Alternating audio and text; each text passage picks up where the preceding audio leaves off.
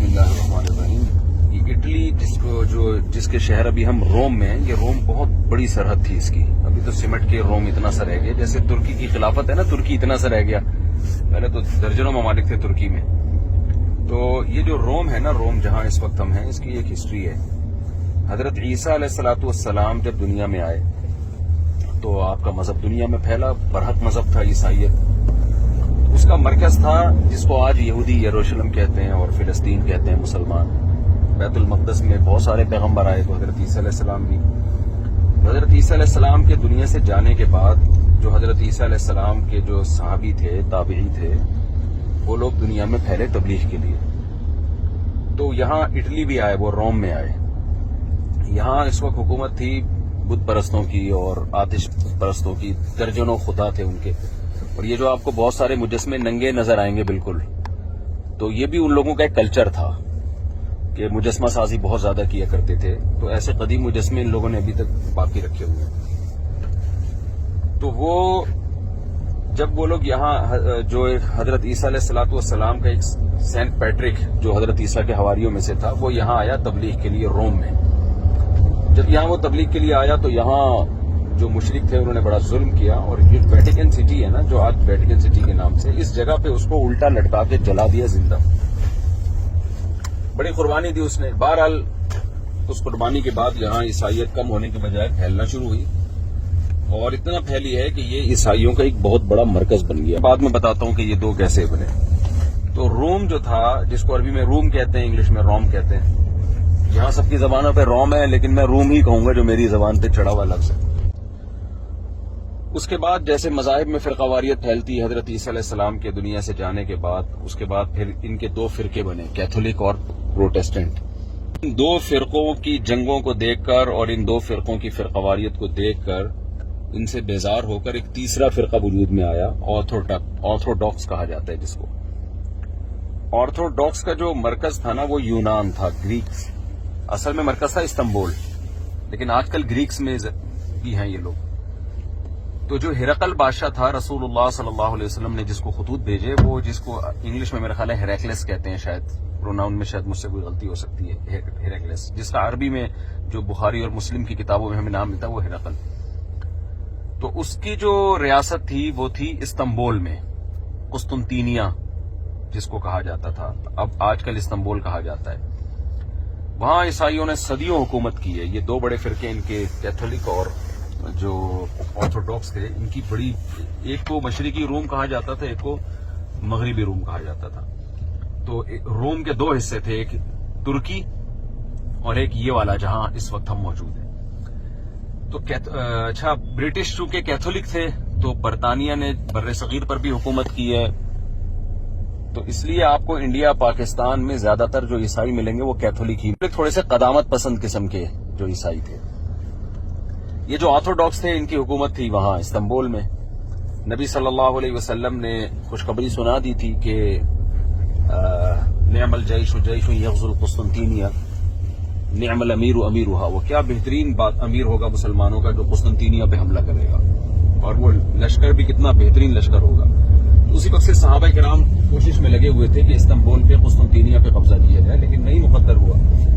اچھا، یہ جو روم تھا اٹلی، یہاں حضرت عثمان رضی اللہ تعالیٰ عنہ کی فوجیں قریب تک پہنچ چکی تھی. لیکن روم مسلمانوں میں یہ جو ایریا ہے، یہ کبھی بھی کہا جاتا ہے کہ مسلمان اس کو فتح نہیں کر سکے، مسلم حکمران، کیونکہ یہ بہت زبردست عیسائیوں کا گڑھ تھا. یہاں پہ بہت زیادہ یہاں پر ایک دفاعی قوت تھی ان لوگوں کی. یہاں سے ان کی فوجیں دنیا میں پھیلی ہیں. تو پھر استنبول تو مسلمانوں، عیسائیوں کے ہاتھ سے نکل گیا. سلطان محمد فاتح نے حملہ کیا اور استنبول ان کے ہاتھ سے نکل گیا. تو وہ جو آرتھوڈاکس عیسائی تھے وہ زیادہ تر اب گریک میں ہیں، یونان قدیم، اور وہ رشیا میں چلے گئے. تو آج بھی آپ کو رشیا میں آرتھوڈاکس عیسائی بہت زیادہ ملیں گے. تو اب یہاں پر کیا ہوا کہ اس کے بعد پھر خود انہی میں انقلاب آنا شروع ہوا نا، جو ایک سیکولر اور لبرل حکومتیں آنا شروع ہوئی. سائنسی ترقی بہت زیادہ ہوئی. تو سائنسی ترقی مذہب کے ساتھ چل نہیں سکتی تھی، کیونکہ عیسائیوں میں ظاہر تحریف، ان کے مذہب میں تحریف بھی بہت ہوئی. گویا انہوں نے، جو پادری یہ لوگ تھے، انہوں نے مذہب کو سائنس کے مقابلے میں لا کے کھڑا کر دیا. آپ کو یہ پڑھا ہوگا تاریخ میں کہ ان کے عیسائیوں کے اور साइंसदानों के जो मुनाजरे हुआ करते थे और सजाएं मिलती थी पादरी के कहने पर, ईसाई जो इनके साइंटिस्ट थे। तो जब यहाँ की हुकूमतों ने देखा कि यार ये मजहब और जो है ना ईसाइयत तो दायरे तहरीफ शुदा थी, वो साथ नहीं चल सकते, तो उन्होंने पूरी कौम ने मिलकर फैसला किया कि मजहब को रियासत से अलग किया जाए। तो मजहब और रियासत जो है ना ये साथ साथ नहीं चल सकते, ये एक इनकलाब आया दुनिया में।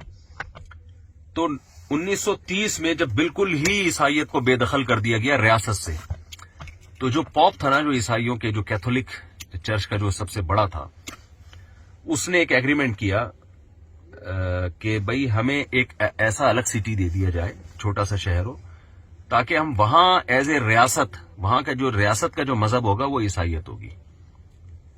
तो दुनिया ने उनके मुतालबे को माना, क्योंकि जो सेकुलर और लिबरल लोग थे वो भी मजहब को बिल्कुल ही खत्म नहीं करना चाहते थे। बहरहाल एक रिवायात थी ना, एक कदीम, एक हर कौम चाहती है कि हमारी एक रिवायात बरकरार रहे, तो एक रिवायती ही तौर पर ईसाइयत बरकरार रहे, लेकिन रहे जरूर।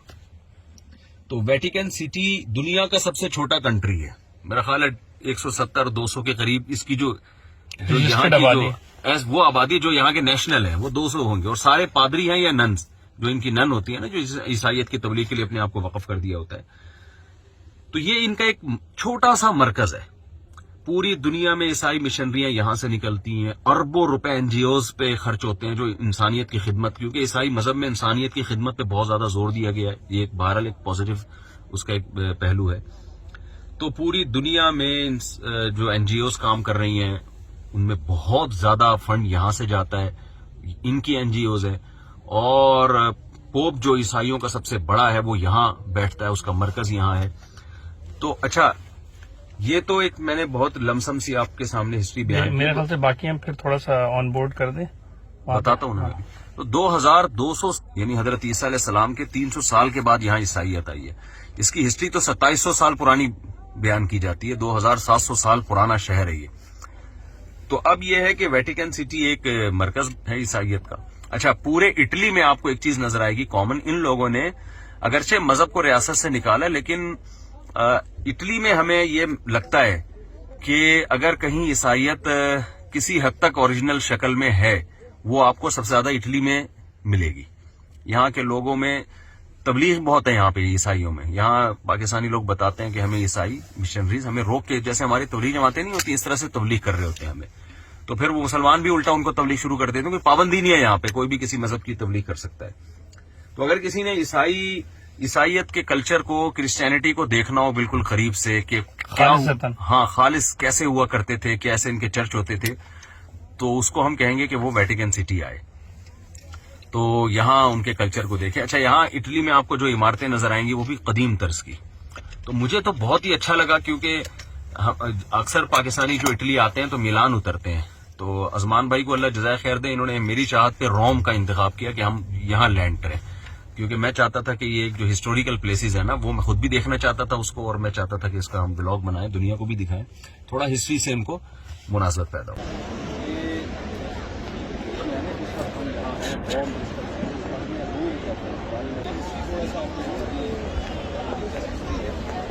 वो जो आप विंडो देख रहे हैं ना, वहाँ से हर वेडनेसडे या थर्सडे को ये जो बंद है आई थिंक विंडो है ना, किसी विंडो से पॉप आके ना हाथ वेल करते हैं सबको।